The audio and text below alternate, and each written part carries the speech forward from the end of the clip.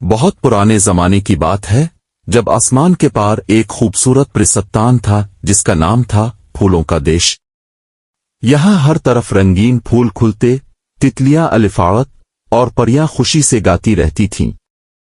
اس پرستان کے بادشاہ کا نام تھا راجہ عادل اور رانی کا نام تھا رانی مہر۔ دونوں کی ایک پیاری سی بیٹی تھی جس کا نام تھا صبا۔ صبا اتنی خوبصورت پری تھی کہ جب بھی وہ الفاڑتی اس کے پیر سنہرے رنگ کی روشنی بکھیرتے، اس کے بال سفید چاندی جیسا چمکتے تھے اور اس کی آنکھیں نیلے آسمان جیسی تھیں۔ لیکن صبا کی اصل خوبصورتی اس کے دل میں تھی۔ وہ بہت مہربان پری تھی۔ اگر کسی چھوٹی پری کو مدد چاہیے ہوتی تو صبا فوراً پہنچ جاتی۔ اگر کسی بزرگ پری کو کھانا نہیں ملتا تو صبا اپنا کھانا بھی دے دیتی۔ راجہ عادل اور رانی مہر اپنی بیٹی سے بہت پیار کرتے تھے۔ وہ کہتے، صبا تم ہماری آنکھوں کا تارا ہو، تمہارا دل سونے جیسا ہے۔ جب صبا بڑی ہوئی تو راجہ عادل نے سوچا کہ اب ان کی بیٹی کی شادی کا وقت آ گیا ہے۔ انہوں نے اپنے پاس والے پرستان کے راجہ سے بات کی۔ اس پرستان میں ایک شہزادہ تھا جس کا نام تھا ساحل۔ ساحل بھی ایک اچھا پری تھا، بہادر اور خوبصورت۔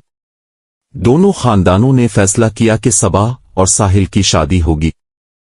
جب صبا اور ساحل پہلی بار ملے تو دونوں نے ایک دوسرے سے بات کی۔ ساحل نے کہا، صبا تمہارے بارے میں بہت سنا ہے، کہتے ہیں تم بہت مہربان ہو۔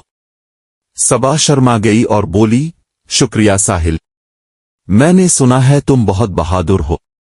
دونوں نے ساتھ میں وقت گزارا، ساتھ میں جنگل میں الفاڑی، ساتھ میں ہنسے اور دھیرے دھیرے دوست بن گئے۔ لیکن ساحل کے دل میں کچھ اور تھا۔ اس کی ایک کزن تھی جس کا نام تھا نوال۔ نوال بھی بہت خوبصورت پری تھی اور ساحل بچپن سے اسے پسند کرتا تھا۔ نوال اپنی ماں کی اکلوتی بیٹی تھی۔ اس کی ماں کا نام تھا جادوگرنی زلیخا، ایک طاقتور جادوگرنی پری جو کالے جادو جانتی تھی۔ لیکن نوال کو اپنی ماں کے بارے میں یہ بات پتہ نہیں تھی کہ وہ اتنی بری ہے۔ ایک دن نوال اپنی ماں کے پاس رو رہی تھی، ماں ساحل کی شادی صبا سے ہو رہی ہے، میں اسے بہت پسند کرتی ہوں۔ زلیخا اپنی بیٹی کو روتے دیکھ کر بہت غصے میں آ گئی۔ اس کی آنکھیں لال ہو گئیں۔ اس نے سوچا، میری بیٹی کو روتا دیکھ کر میرا دل ٹوٹ رہا ہے، میں کچھ کروں گی، میں ضرور کچھ کروں گی۔ شادی میں صرف ایک ہفتہ بچا تھا۔ پوری پرستان میں خوشی تھی۔ پھول سجائے جا رہے تھے، لائٹس لگائی جا رہی تھیں اور ہر کوئی ناچنے گانے کی تیاری کر رہا تھا۔ صبا بھی بہت خوش تھی۔ وہ اپنے محل میں اپنی سہیلیوں کے ساتھ تیاریاں دیکھ رہی تھی۔ اس رات جب سب سو گئے تو ایک اندھیری رات میں جادوگرنی زلیخا اپنی کالی چادر اوڑھ کر صبا کے کمرے میں آئی۔ چاندنی بھی نہیں تھی اس رات۔ زلیخا نے اپنی جادوئی چھڑی الفاٹیائی اور بری آواز میں کہا، جو میری بیٹی کو نہ ملے اس کا حق کسی اور کو نہ ملے۔ صبا تم ناگن پری بن جاؤ اور ہمیشہ کے لیے اکیلی رہ جاؤ۔ ایک کالی بجلی زلیخا کی چھڑی سے نکلی اور صبا کو جا لگی۔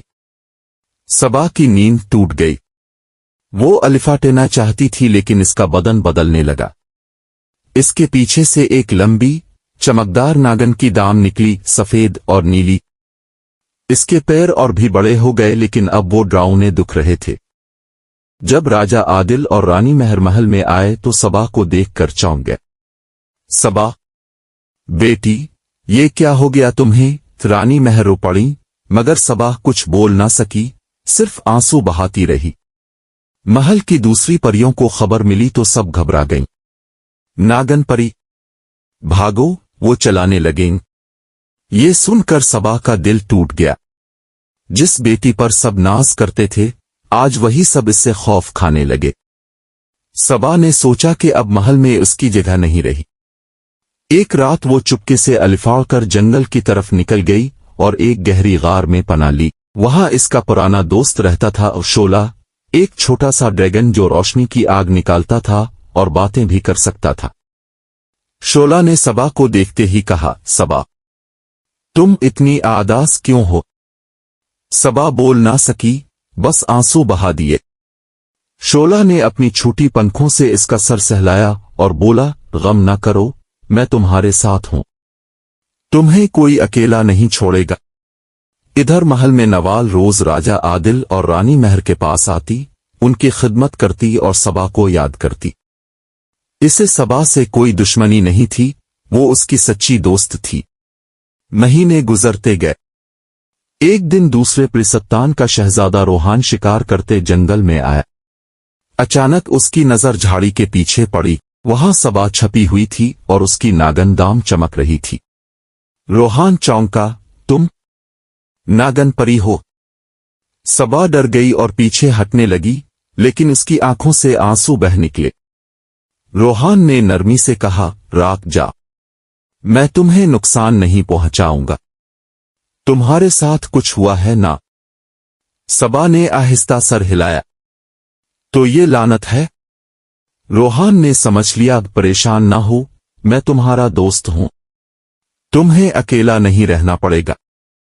इस दिन के बाद रोहान रोज जंगल आता, कभी फूल लाता, कभी खाने की चीजें, और सबा के साथ हंसी मजाक करता। वो शोला से भी मानूस हो गया। रफ्ता रफ्ता इसके दिल में सबा के लिए मोहब्बत जागी। एक रात चांदनी में उसने हिम्मत की, सबा, तुम चाहे नागन परी हो, लेकिन तुम्हारा दिल सोने जैसा है, मैं तुमसे मोहब्बत करता हूं। सबा की आंखों से खुशी के आंसू बहने लगे। रोहान ने इसे गिले लगाया और उसी लम्हे आसमान पर एक तेज रोशनी फैली। लानत टूट गई, सबा की दाम गायब हो गई और वो फिर से रोशन व खूबसूरत परी बन गई। नवाल ने सच बताया, सब राजी हो गए। तभी सबा और रोहान लूटे, सब खुश हुए।